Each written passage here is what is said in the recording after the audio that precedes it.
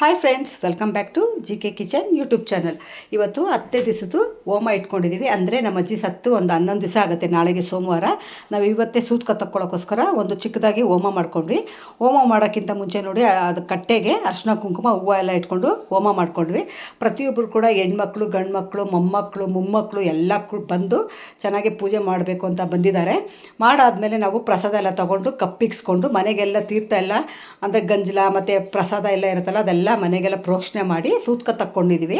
ಆಮೇಲೆ ತಿಂಡಿ ಬೇಯಿಸಬೇಕು. ನಾವು ಪ್ರತಿಯೊಂದು ಅಡುಗೆ ಮನೆಯಲ್ಲೇ ಮಾಡ್ತೀವಿ. ತಿಂಡಿ, ಚಕ್ಲಿ, ನಿಪ್ಪಟ್ಟು, ಕೋಡುಬಳೆ, ರವೆ ಉಂಡೆ, ಒಬ್ಬಟ್ಟು, ಕಜ್ಜಾಯ ಎಲ್ಲ ಮಾಡ್ಕೋಬೇಕಲ್ಲ, ಅದಕ್ಕೋಸ್ಕರ ಹೋಮ ಮಾಡ್ಕೊಂಡಿದ್ದೀವಿ. ಅಜ್ಜಿನ ಒಂದು ಶಾಂತ ರೀತಿಯಲ್ಲಿ ಕಳಿಸ್ಕೊಡ್ಬೇಕು ಅಂತ.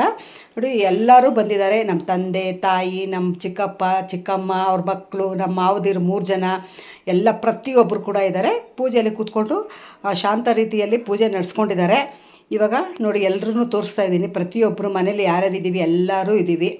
ಆಮೇಲೆ ಈ ಕೊನೆವರೆಗೂ ಈ ವಿಡಿಯೋನ ಸ್ಕಿಪ್ ಮಾಡ್ದಿರ ನೋಡಿ. ಯಾಕಂತಂದರೆ ಒಂದೊಂದು ಮನೇಲಿ ಒಂದೊಂದು ಥರ ಪೂಜೆಗಳು ಇಟ್ಕೊಂಡಿರ್ತಾರೆ. ಲಾಸ್ಟಲ್ಲಿ ಇವಾಗ ನೋಡಿ ಹೋಮ ಎಲ್ಲ ಆಯಿತು, ಬಟ್ಟಿಸ್ಕೊಂಡು ತೀರ್ಥ ಪ್ರಸಾದ ತೊಗೊಂಡಿದ್ದಾರೆ.